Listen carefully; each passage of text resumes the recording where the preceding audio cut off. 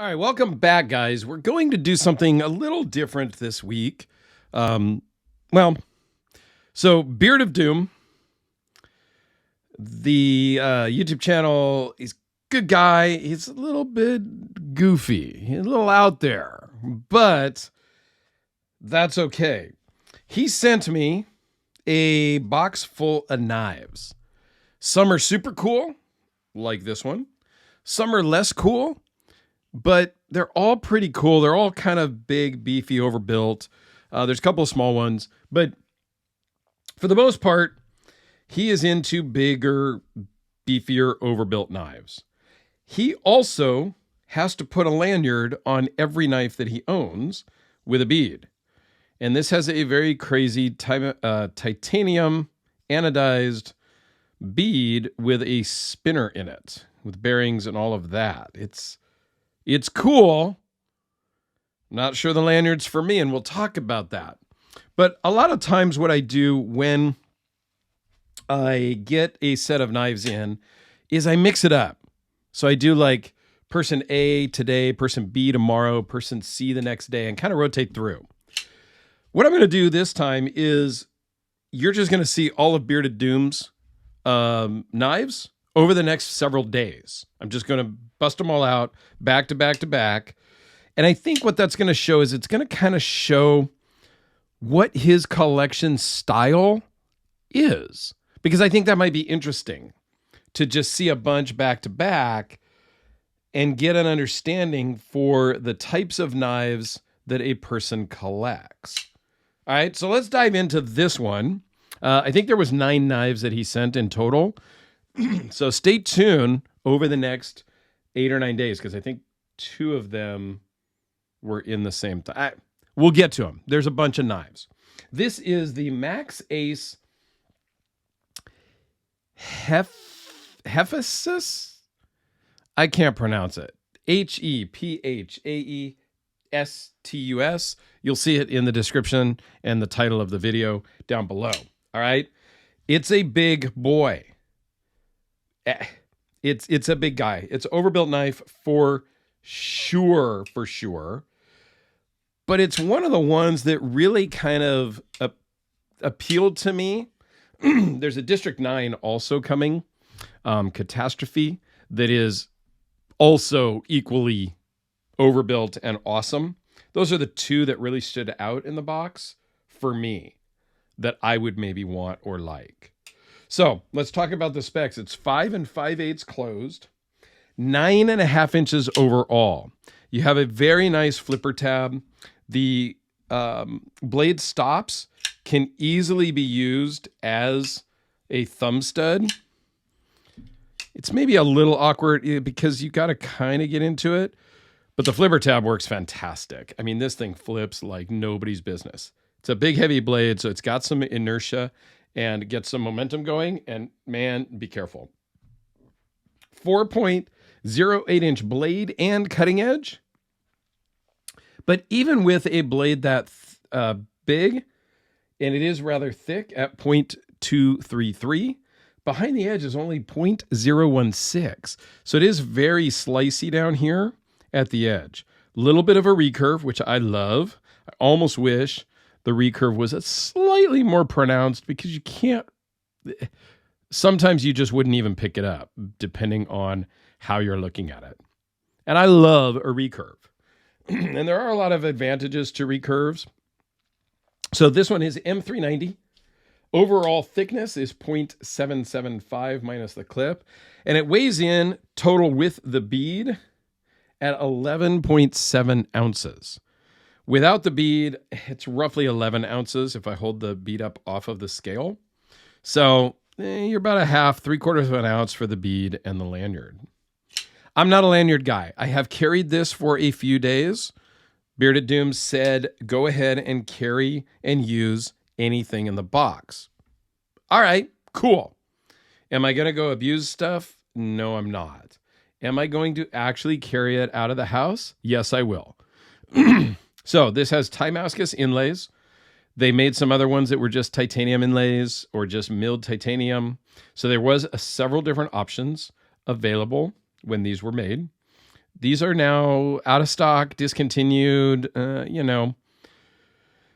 nice blue titanium backspacer, which is curved out on the inside to allow for the blade to rest. Very nice pocket clip that works surprisingly well for its look. There is some good spring to it, so it actually works fairly well. If your pocket is fairly thick, it may take a little bit of maneuvering to get it started, but it pulls out of the pocket, no problem. And it works fairly well on my jeans. Okay, I have just normal Levi jeans. It works fine. If you had big, heavy, thick Carhartt type jeans, it may not ride up there because the ramp is not that pronounced because of the Maxace inlays. Now, the other thing on this knife is, let's just take a look at the blade first. Very nice belt satin finish. Kind of a bead blasted in the milled out area there. Not a lot of branding. It's got the Maxace there. Give you a walk around the whole thing. If we look on the inside, let me grab a light. You can see the backspacer is kind of curved, kind of crowned out to allow more room for the blade. There is no pockets, weight-saving milled pockets on the inside. I probably would have done that because it is a heavy beast. And you'll notice here on the over travel stop. So here is the name of the knife, M390 2020. You have a frame lock, if you will. So if we rotate this, it screws in. It's hard to show here because I need to do that. And now you cannot unlock that knife. So it's turned it into essentially a fixed blade. I get it. It's not a fixed blade. It's still not going to be as strong as a fixed blade. However, there's also a hole here that goes all the way through both sides of the scale and the blade. And I believe Beard of Doom sent me some messages, and I didn't print them all out or look at them again. We've been talking back and forth for several weeks. I believe there is a grenade type pin that he has that fits in there so that you can put that in, and then it turns it into kind of a double fixed blade. Like, you've got this pin that goes all the way through the blade and the frame. You have the lock bar that is locked into place. It's not going to go anywhere if you do that. Now, because they've got this hole in the blade, as you close the knife, the detemp ball kind of drops into that hole in the blade where this corresponding hole in the frame is. So it has kind of like a stop there. It's a little bit odd the way that all kind of works with a detemp ball and stuff. So it is a little odd to me. It doesn't just drop shut because of what's going on there, right? If we get it past the detemp ball, it's going to stop there. And you got to give it a little pressure or a shake to get it past again. And then it's going to drop. A little thing that takes a slight bit of getting used to. Other than that, though, man, the sound on this, the feel on it, I've kind of gotten, I'm not going to say out of the overbuilt knives, but they haven't been my main thing. I've carried the VC Edge interface at 1.5 ounces a lot lately. I carry a Hellraiser a lot, which is bigger than the interface, but it's not as beefy as the Maxace. I've gone through my phase of overbuilt knives. I had a ton of Medfords. I had Reese Whelans. I've got some Phil Harveys still, which are in another world altogether than overbuilt. But I'm starting to feel the overbuilt knives maybe coming back in my life and collection, if that makes sense. It was a big part of my collecting at the very beginning. I was super into the Medfords, the Midgard Messers, things like that, just truly overbuilt, Reese Whelans, all of those big guys. And then I've sort of shifted. That was the Spyderco. This is the Kubi KB237.